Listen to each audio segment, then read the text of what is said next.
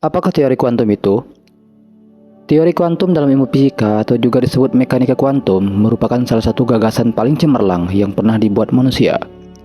Teori ini dengan sukses berhasil menjelaskan ribuan fenomena fisika di dunia modern kita. Di antaranya sistem kerja laser, susunan berkala unsur-unsur, radioaktivitas, reaksi kimia, kestabilan DNA, dan smartphone Anda.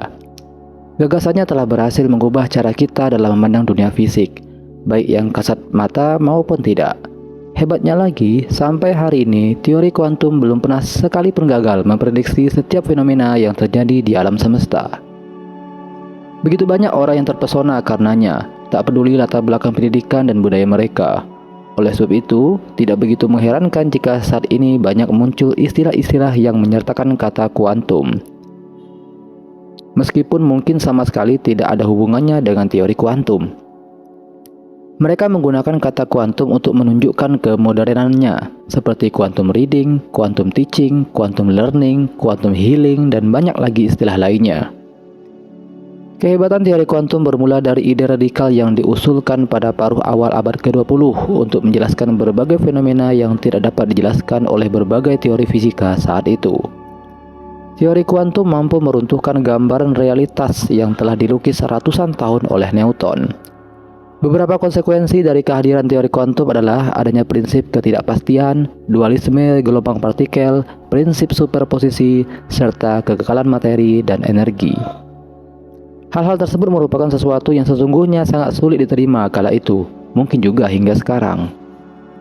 Lantas mengapa teori ini begitu revolusioner? Sebelum teori kuantum ini lahir, fisikawan klasik sangat meyakini sepenuh hati kesahihan gagasan-gagasan mereka tentang materi dan radiasi.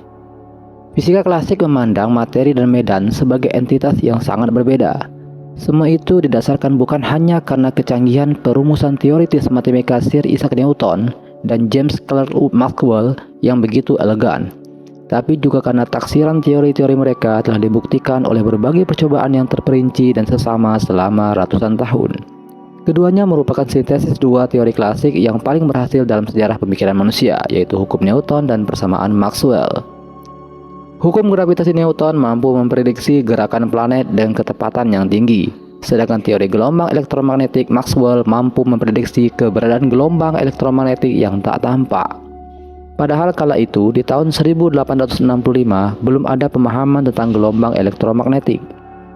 Gelombang elektromagnetik baru terbukti keberadaannya secara nyata pada tahun 1888 ketika Heinrich Hertz yang lahir tahun 1857, wafat 1894, seorang fisikawan Jerman menemukan gelombang radio di laboratoriumnya di Berlin, Jerman. Keberhasilan teori fisika klasik terus berkembang seiring berjalannya waktu hingga akhirnya menemui krisis pada beberapa fenomena fisika seperti radiasi benda hitam dan efek fotolistrik. Memang benar, fisika klasik telah memberikan berbagai kemajuan teknologi yang begitu besar pada mesin-mesin kendaraan, alat industri, hingga pengembangan berbagai alat informasi. Tetapi inilah sains, selalu dinamis dan selalu membuka diri terhadap hal baru yang lebih realistis. Max Planck dan ilmuwan modern lainnya mulai memperkenalkan teori kuantum dan cara pandangnya yang benar-benar baru, namun berhasil dengan gemilang menghadapi berbagai krisis tersebut. Mereka memandang dan membuktikan bahwa cahaya berperilaku sebagai gelombang sekaligus berperilaku sebagai partikel. Mekanika Newton dan elektromagnetik Maxwell berpadu dalam satu pengertian, bergabung menjadi satu kesatuan, dari sanalah teori kuantum mulai menunjukkan pesonanya.